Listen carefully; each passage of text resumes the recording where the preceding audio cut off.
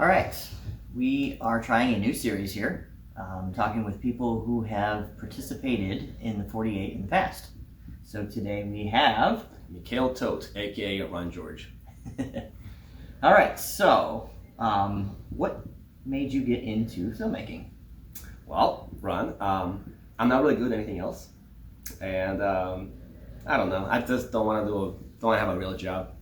I want to do something that I actually enjoy, and I guess filming I'm okay at, and yeah, it's fun. But always something new. You know, you would know this. You do makeup for film. It's always something different. How long have you been doing this? About like 10 years. 10? Yeah, 4 years professionally, or by professionally make it paid for it, 4 years. But 10 years altogether, yeah. So in 10 years, what is your favorite thing to film? Like documentaries, features, shorts? Well, Ron, there was one thing on Pornhub I did a couple of years back that was pretty good. I'm just kidding. I like shorts. I like filming shorts sometimes. Dark comedy is my specialty. That's like my style. I like dark comedies, anything that's like horror based with parts of comedy, or comedy with a little bit of horror in it. Blood, drugs, and alcohol, and sex, all the craziness with the comedy all over it, yeah. Who would you say would be like some of your influences that put you this way? Not Tarantino. Yeah. Not a fan.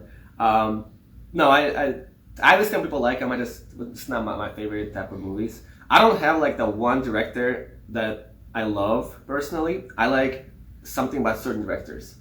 Like for Tarantino, I like the way he does effects, like craziness, over the top. Jesus Christ, get his name. Baby Driver. It's gonna kill me now. What's his name?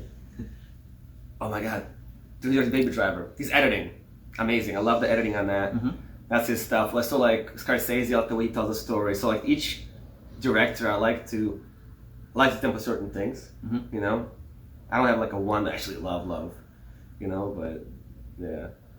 Well, as far as the 48 goes, when you put a team together for one of these competitions, what is your strategy? Do you have like a general rule that you follow, or is it you just wing it?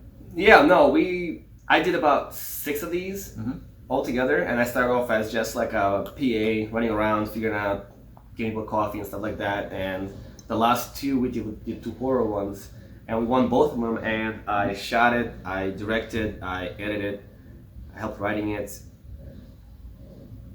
That's about it. But the best thing about it is that you gotta surround yourself with people who actually know what they're doing.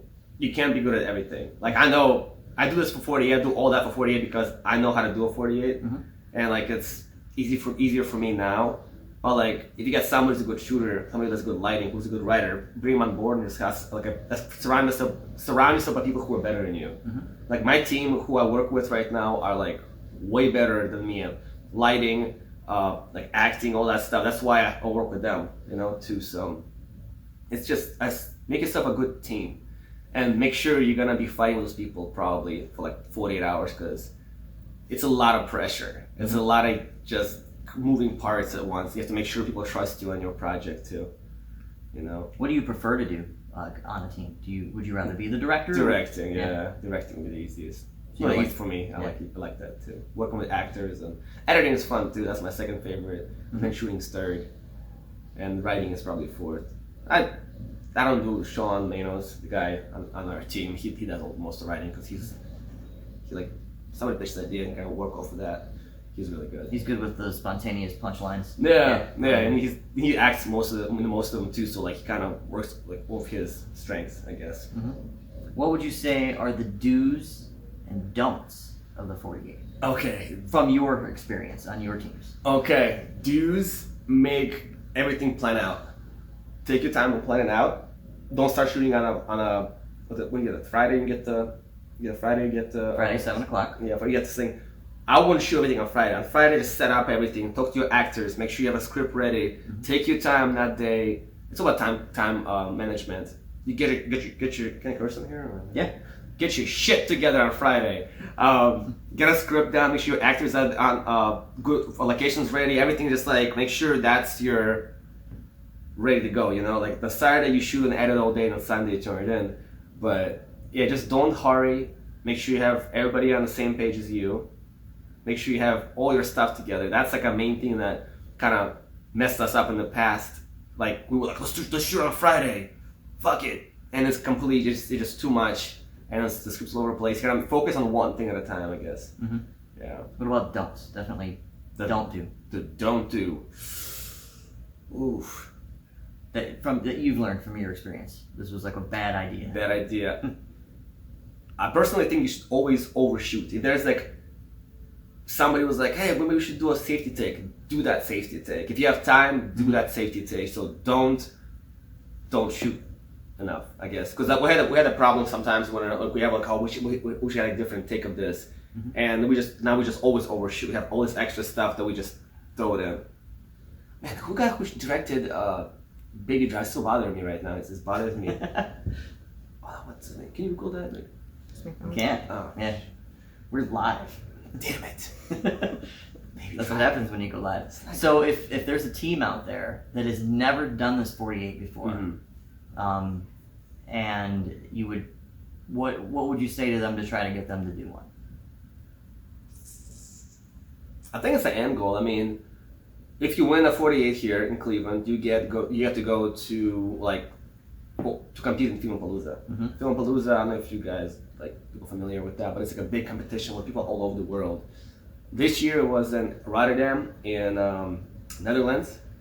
So we flew in there, and me, my producer, a couple of actors, most of the crew, and we just partied with all these people from all over the world, France, Italy. And you see all these movies that are so well done that you were like, how the hell did you get it done in 40 hours? They're so amazing. And it gives you like a different perspective on filmmaking, honestly. When you come back to America, you were like, I wanna, they think outside the box, and that's what you see. You get experience to meet all those people, and you get to see all these movies from all over the world, and you just it blows your mind. You think your stuff is good, but when you go to see it, they're amazing. It makes you go, oh shit, my movie's not that good compared to these French movies or these Italian movies or German. It's really cool though. So the ones from around the world, were they in the language from around the world, or were the most of them in English? Well, they all have subtitles. If the most of them are in English, but if the ones that don't, they have subtitles in English. Okay. Yeah, so it was kind of cool. Yeah, it was. So you've been to Filmpalooza twice now, right? Yeah, I went this one in Rotterdam, and one before that I went to Orlando, Florida. Yeah, both were cool. I mean, was it different vibe at each one? Yeah. Different countries? Oh yeah, man. In Amsterdam or Rotterdam, it was it was life-changing seeing how people live out there.